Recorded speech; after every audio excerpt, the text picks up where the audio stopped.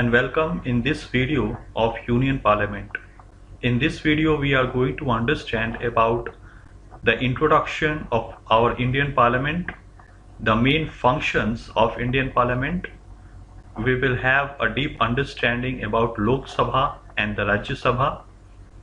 We will understand the comparison of the powers of Lok Sabha and the Rajya Sabha.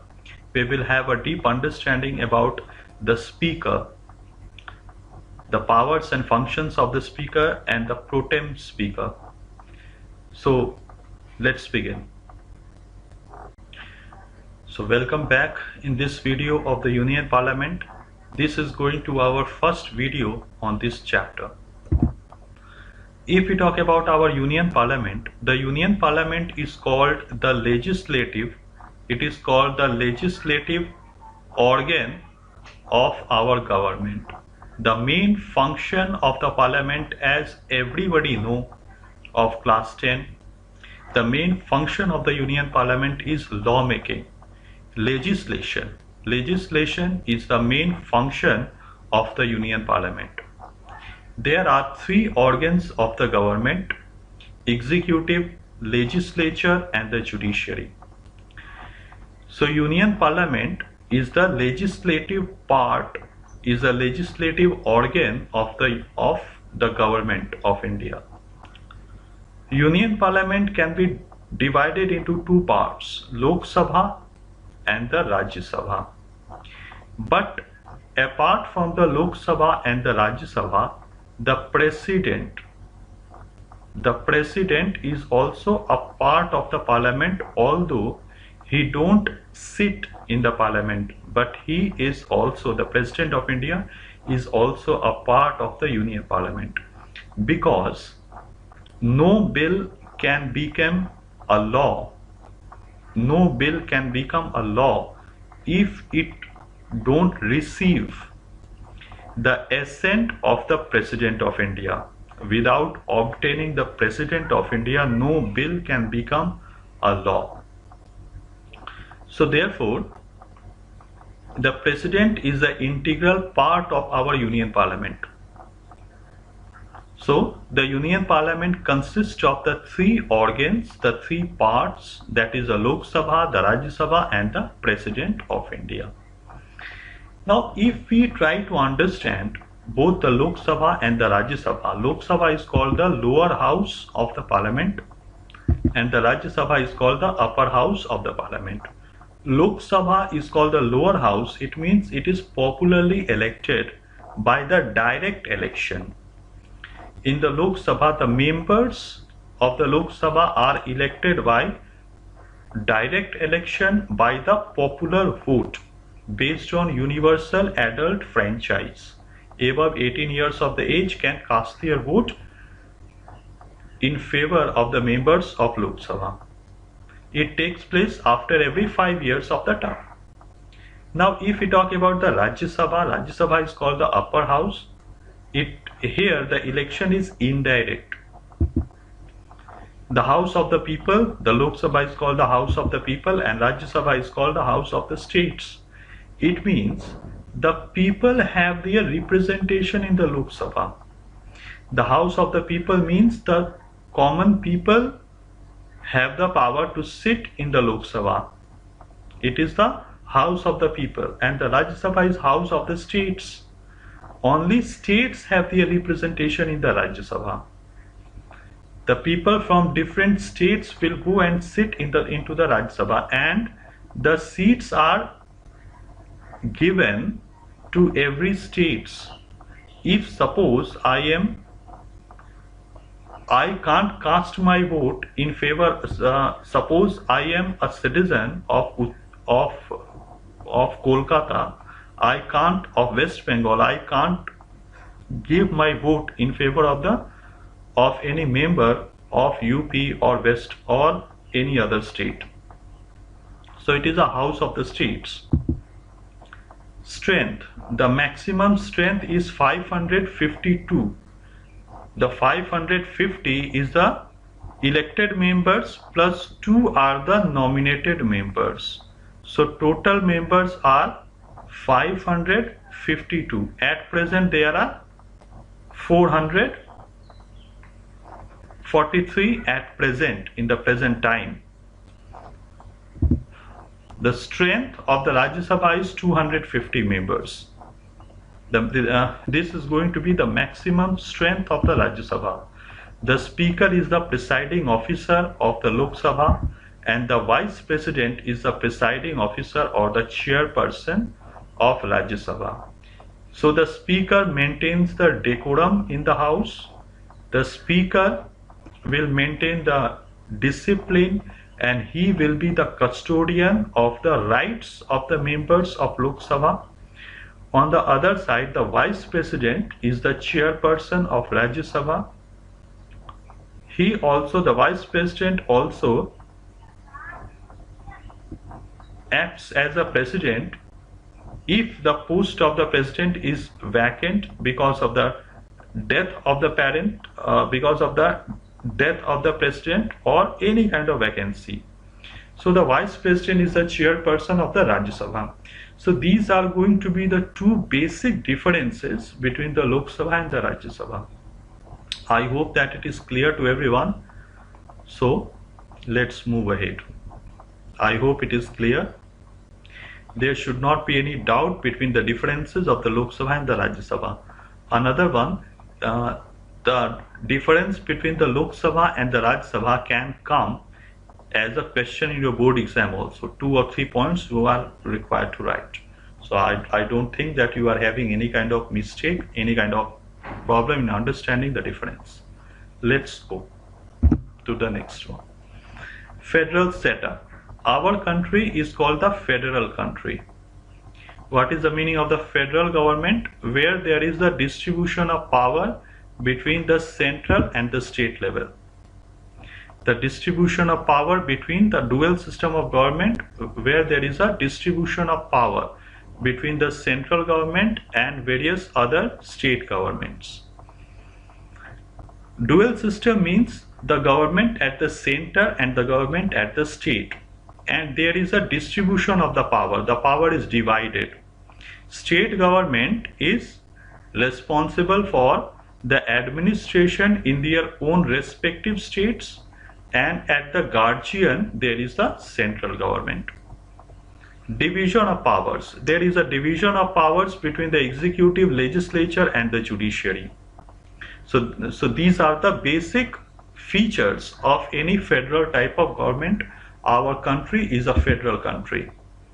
The supremacy of the constitution. Nobody is supreme in our country. The constitution is the supreme. The central government and the state government derive their power from the constitution itself. Even the organs of the government, that is the it means the legislature,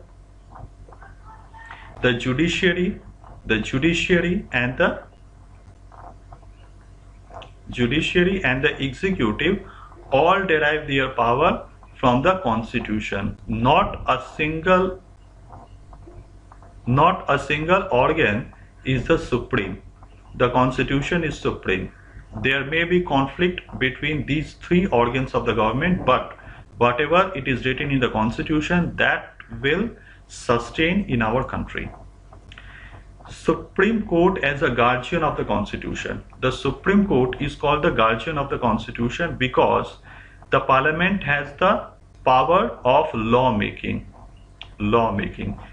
But if the parliament makes a law which is outside the area of the constitution, which is not written in the constitution itself, so it is the Supreme Court which can declare the law passed by the parliament as invalid, because it is outside the area of the constitution. Even the fundamental rights cannot be changed. The fundamental rights of the common people cannot be changed by the parliament.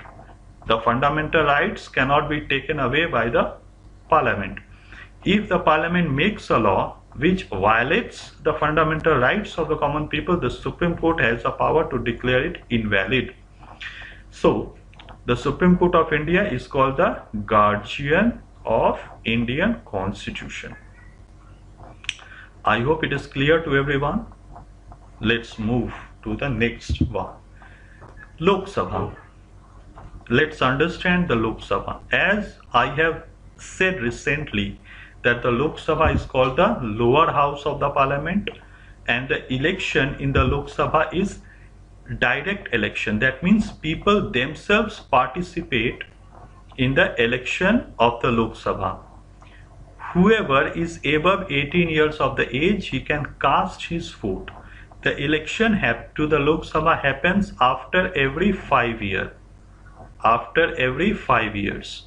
But it can happen earlier also because of the recommendation of the President on the advice of the Prime Minister. But it cannot be extended. It can be extended only in the time of the emergency. So the normal life of the Lok Sabha is 5 years. After 5 years, election happens. People who are above 18 years of the age, they can give their vote. So the election is a direct one. Now the Lok Sabha is called the House of the People. Indirect election. Now indirect election, it is, I have recently said about the direct election. Now what is indirect election? Indirect election happens in the Rajya Sabha. In the Rajya Sabha, election happens indirectly. What is indirect election? In the indirect election, people themselves don't cast his vote. People themselves will not cast his vote. People's representative will take part in the election of the Rajya Sabha. So people's representative, it means the MLA, the member of Legislative Assembly, the member of Legislative Assembly and the member of the Legislative Council. They will participate. It is member of Legislative Assembly and the member of Legislative Council. The member of Legislative Council and the member of Legislative Assembly will cast their votes for the election of the members of the Vice President. In the election of the Rajya Sabha. So the Rajya Sabha election is an indirect one. They are elected for the 6 years of the term. We will understand the detailed information about the Rajya Sabha after discussing with the Lok Sabha. So the method of election is a direct one based on the universal adult franchise accepted by the Indian Constitution.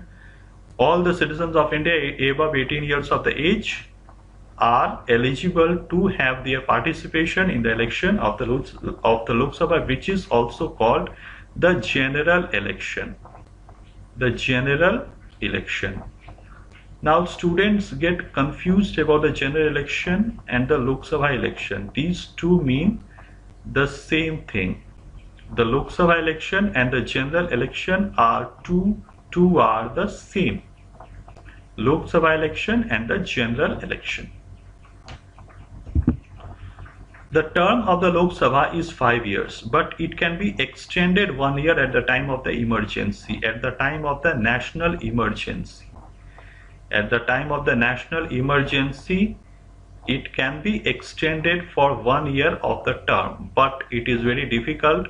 2/3 majority is required to pass that legislation.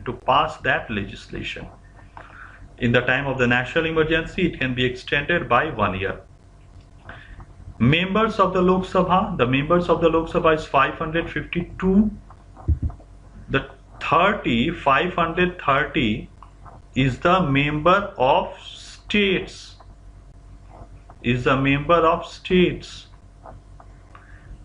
The total states have their members 530. The 20 is from the union territory. There are total 8 union territories in our country in the present time. There are total 8 union territories. So 530 is elected from the states, 20 is elected from the union territories, and 2 members are nominated from the Anglo-Indian community. 2 members are nominated from the Anglo-Indian community. So the total members are 552. On the basis of the population, our country now have the total members 545. The 543 is the total member plus 2 nominated members equal to 545 is the present time the members of the Lok Sabha. I hope that this concept is clear to everyone and nobody is having any kind of problem. So here is the same thing which I said just now. You can write down these main points. It is very important. Many times it has appeared in the exam. 552 members, of which 530 are the members of the representative of the states. 20 members are the representative of the union territories, of which 2 members are nominated by the president from Anglo-Indian community. What is the meaning of Anglo-Indian community? Anglo-Indian community means those people whose ancestors were the British people and they have settled down in India. They have not went to Britain even after independence and they settled in India even after independence. These are called the Anglo-Indian community. Now let's understand about the qualification of the members of the Lok Sabha. The qualification of the members are very simple. First of all, he should be a citizen of India. He should be at least 25 years of age. That means after 25 years of the age, he can apply for the membership after attaining 25 years of the age. He should not hold any office of profit under the government of India. If he is holding any office of profit, that means he should not be either in the government service or in the state government service. He should not be of unsound mind. Unsound mind means the mad person. He should not be a mad person. So these are the basic simple qualifications for the members of the Lok Sabha. Many times this is a very important one because many times it has appeared in the board examination. So it is better to learn out all these 1, 2, 3, 4. Only 4 points are there. These 4 points are very simple. He should be a citizen, Indian citizen, 25 years of age. He should be unemployed or he should not be any office of profit, and he should not be of unsound mind. So these are the basic questions. So these are the basic points. Many times it has appeared in the board exam. Let's move ahead. Should have his name in the electoral rolls. He should, if he's actually this point is similar to the citizen of India, because if he's a citizen of India, his name should already be in the electoral roll. Now, what is the meaning of the electoral roll? Electoral roll means a list of the names of the persons who are eligible to vote in the district. List of the eligible persons before electoral roll. Before the election, the electoral roll is updated by the Election Commission of India. Election Commission of India. The main function of the Election Commission of India is the making of the electoral roll, is to keep the electoral roll updated before the general election. So if anybody don't have his name in the electoral roll, he can't cast his vote. He can't give his vote. So electoral roll is the list of all eligible voters in the area. It is a list of all eligible voters who are eligible to vote in the particular area. Next one, he should not be insolvent or proclaimed as criminal. He should not be insolvent. It means he should not be incapable. So thank you for being with us. In the next video, we are going to understand about the Rajya Sabha and the Speaker of Lok Sabha. Thank you.